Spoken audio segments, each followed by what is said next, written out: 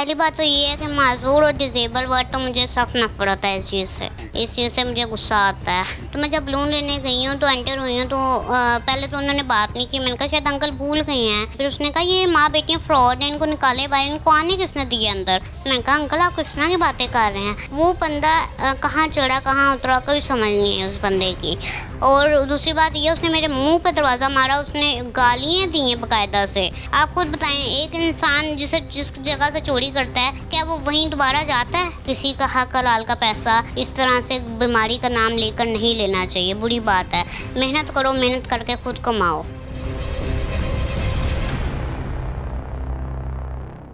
अस्सलाम वालेकुम, मैं हूं एडी मलिक और मेरे साथ मौजूद हैं ज़हरा याकूब। ज़हरा याकूब का जो हाइट है वो तकरीबन 2.5 फीट हाइट है और ये पैदाइशी माजूर भी हैं और मोटिवेशनल स्पीकर भी हैं और बहुत सारे लोगों के लिए ये एक किस्म की एक ऐसी मोटिवेशनल स्टोरी है कि जो आप इनकी स्टोरी सुनेंगे तो आपको अंदाज़ा हो जाएगा। इनसे बात करते हैं कि आज इन्होंने हमें मौका दिया अपनी स्टोरी शेयर करने के लिए। ज़हरा आपका बहुत शुक्रिया। आप मुझे बताएं कि क्या आप बताना चाहेंगे? पहली बात तो ये है कि माज़ूर और डिसेबल वर्ड तो मुझे सख्त नफ़रत है इस चीज़ से मुझे गुस्सा आता है। आपने नाम तो ले लिया खैर, लेकिन मुझे चिढ़ होती है। मैं इस टाइटल को टैग को हटा देना चाहती हूँ पूरी दुनिया से। जितने भी लोग हैं जो हाथ नहीं चल सकते या जिनमें कमी है उनके नाम के साथ ये नहीं जुड़ना चाहिए, बस उनके नाम के साथ उनको मुखातिब करना चाहिए उनको। लेकिन लोग देखते हैं ना, फिर उनको बताना भी तो पड़ता है ना कि इस बंदे में ये प्रॉब्लम है, ये बीमारी है या ये कुछ भी मसला मसाइल होता है। उससे बहुत सारे लोग जो होते हैं ना इंस्पायर होते हैं कि जो इस तरह के लोग हैं जो अपना बहुत अच्छा मुकाम बना चुके हैं। आप देखें सोशल मीडिया पर आपका एक नाम है, बहुत सारे लोग आपको जानते हैं। तो ऐसे लोग जो बहुत सारे ऐसे लोग हैं ना जो आपकी तरह से डिसेबल हैं, वो चल नहीं सकते या कहीं नॉर्मल ज़िंदगी नहीं गुजार सकते, लेकिन वो फिर भी हम जैसों से बहुत ज़्यादा आगे हैं। आप उनके लिए क्या कहेंगे? अब तो सारी दुनिया ही बीमारियों से घिरी हुई है, तो आप ये कहेंगे फ़लाँ शुगर का पेशेंट है, फला बीपी का पेशेंट, आप ये कह के मुखातिब करेंगे। मुझे इस चीज़ से चिढ़ होती है। नहीं बिल्कुल, मैं इस चीज़ से नहीं मैं कह रहा। नहीं, आपकी बात सच्ची है कि लोग इस चीज़ को कहते ही हैं कि हम ये मुखातिब करके बात कर सकते हैं। ये आपकी सही बात है। हमारे लोग सुनना ही पसंद ये चीज़ करते हैं। हमारे लोगों के कानों में जब तक ये चीज़ पड़े ना फलां गूंगा है, फलां अंधा है, फलां ये है, फलां वो है, तब तक उनका दिल में तसल्ली सुकून नहीं पहुँचता। तो बस मेरा यही है कि मैं इस चीज़ को मिटा देना चाहती हूँ। मुझे खुद चिढ़ होती है कि भाई उसके नाम, अल्लाह पाक ने देखो एक इंसान को पैदा किया है। अल्लाह पाक की नज़र में कोई छोटा बड़ा या कोई काला गोरा नहीं है, सब इक्वल हैं। तो इंसान कौन है जो फ़र्क करने वाले हैं? इंसान को अल्लाह पाक ने इख्तियार नहीं दिया फ़र्क करने का, तो हम क्यों करते हैं? फिर भी हम करते हैं। अच्छा ज़हरा, मुझे बताएं कि सोशल मीडिया पर आप कैसे इन हुई? सोशल मीडिया पर किस हवाले से? मतलब किसी भी हवाले से आप इतनी वायरल हुई, कैसे हो गई? इंस्टाग्राम का मैं बताऊं तो मैंने रैंडमली पोस्ट करना स्टार्ट की थी। उसके बाद मैंने व्हीलचेयर के साथ स्टार्ट की तो वो ट्रेंडिंग में जाने लग गई थी। और फिर उसके बाद मेरे एक एंकर ने कहा कि एंकर आपी ने कि मैंने आपका इंटरव्यू लेना है, तो उन्होंने इंटरव्यू लिया। फिर मज़ीद लोगों ने इंटरव्यू लेना स्टार्ट किया है और वो मेरा स्क्रीनशॉट लगा देते थे इंस्टा का ना, कि कोई अगर रब्ता करना चाहिए या एज आ मोटिवेशन कोई बात पूछना चाहे तो मुझे उस टाइम फॉलो करते रहे लोग। तो ये था मेरे फॉलोअर्स बढ़ते रहे और मैं काफ़ी एक्टिव थी क्योंकि उस टाइम मैं खुश थी बहुत ज़्यादा और मुझे खुद अच्छा लग रहा था। कहते हैं ना न्यू स्टार्ट होता है तो इंसान को शौक़ होता है, चढ़ता है कि मैं इसमें ज़्यादा एक्टिव रहूँ। तो मेरे साथ भी ऐसे था। लेकिन फिर करते करते मैं जब बीमार होने लग गई तो बीमार इंसान ये होता है कि फिर वो ढीला पड़ जाता है। फिर वो कहता है नहीं यार अब मैं छोड़ दूँ, फिर वो अपनी तरफ एक चीज़ में आ जाता है, फिर वो उस पर हट जाता है। तो मेरा भी कुछ ऐसी था, रमज़ान से लेकर अब तक मैं एक्टिव नहीं हो पाई उस पर। अच्छा ज़हरा, मुझे बताएं कि आपके साथ कुछ दिन पहले कुछ वाक़या भी हुआ है, वो क्या वाक़या हुआ है? हाँ, मैं गई थी मार्केट में, तो मेरी बर्थडे है नेक्स्ट मंथ ना, तो मैंने कहा चलो मैं अब करीब ही आई हूँ तो मैं यहाँ से बलून्स ले लेती हूँ, नंबरिंग बलून। तो मैंने वो लेने थे, हर साल उन्हीं की शॉप पर जाती थी मैं। तो मैं जब बलून लेने गई हूँ तो एंटर हुई हूँ तो पहले तो उन्होंने बात नहीं की। मैंने कहा शायद अंकल भूल गए हैं। उस दौरान को मामा ने कहा कि आप भूल गए? कहता जी भूल गए। मामा ने कहा शायद मजाक कर रहे हैं, पर वो मजाक नहीं कर रहे थे। फिर उसने कहा ये माँ बेटियाँ फ्रॉड हैं, इनको निकाले बाहर, इनको आने किसने दिए अंदर। मैंने कहा अंकल आप किस तरह की बातें कर रहे हैं। वो बंदा कहाँ चढ़ा कहाँ उतरा कोई समझ नहीं है उस बंदे की। और दूसरी बात ये उसने मेरे मुंह पे दरवाज़ा मारा, उसने गालियाँ दी हैं बाकायदा से, गंदी गंदी गालियाँ मामा को दी और ये कहा कि चेक ले कर गई है मेरे पास से। मामा ने कहा मैं आई कब हूँ, आप मुझे ये बताएं। मैं कहता मैं अब भी FIR कटवाता हूँ, मैं भी पुलिस बुलाता हूँ। मैं कहा आप भी बुला लें पुलिस, ठीक है मैं इधर ही हूँ। मैं तो अपने पापा का वेट कर रही थी बाहर खड़े, क्योंकि मैंने उनको कॉल कर दी थी। मैं नहीं चाहती थी कि वो आके इनसे लड़े, और जाहिर सी बात है वो एजेड हैं। ये सारी वजह क्यों हुई, क्यों वो इस तरह आपके साथ उसने रवैया इख्तियार किया? क्या पहले से वो आपको जानता था?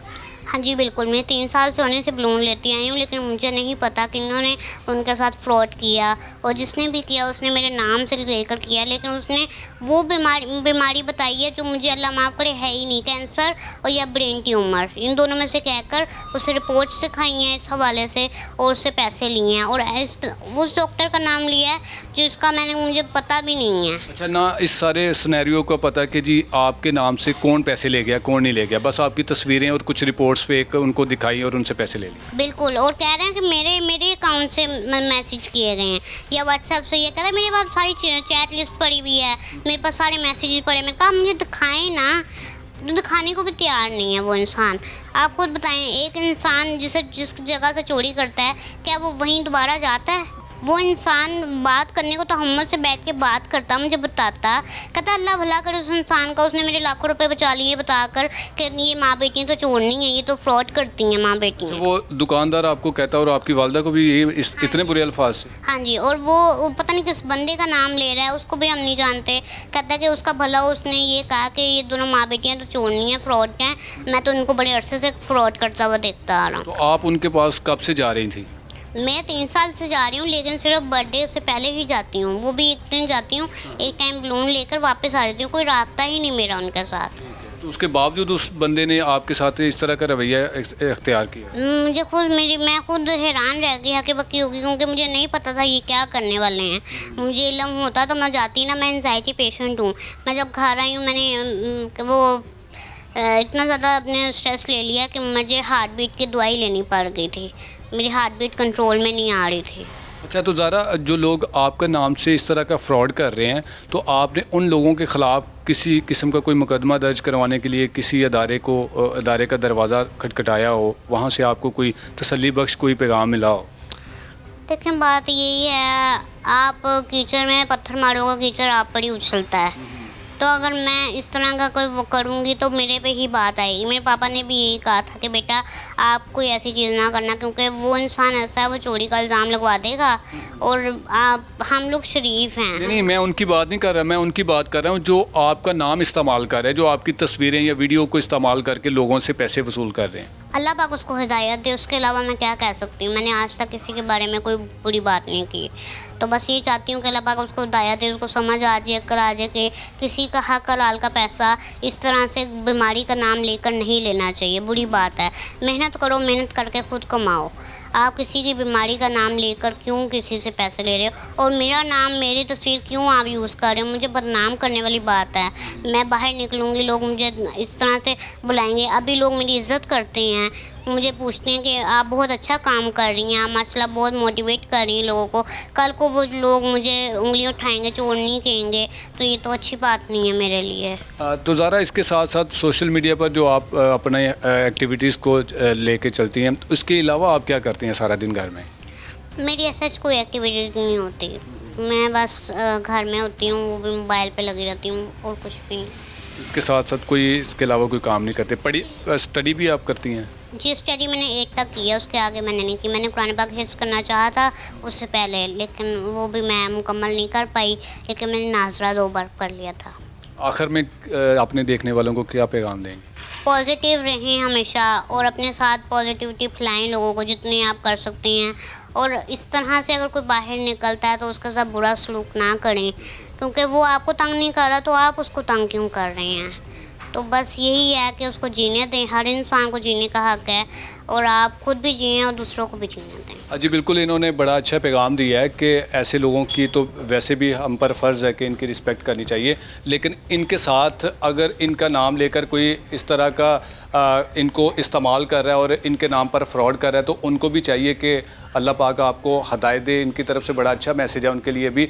तो उम्मीद है कि आपको इनकी स्टोरी अच्छी लगी होगी और इनके साथ जो वाक़या जिसने भी किया है वो भी मुझे उम्मीद है कि दिल ही दिल में अफसरदा होगा कि ऐसे लोगों को इस तरह का रवैया उनके साथ या इस तरह की लैंग्वेज इस्तेमाल करना इंतहाई घटिया हरकत है। और मुझे उम्मीद है कि दोबारा जब ज़ारा उनके पास जाएंगी कुछ चीज़ लेने के लिए तो इस तरह वो कभी नहीं करेंगे। इसी के साथ मुझे दीजिए इजाज़त। अल्लाह हाफ़िज़।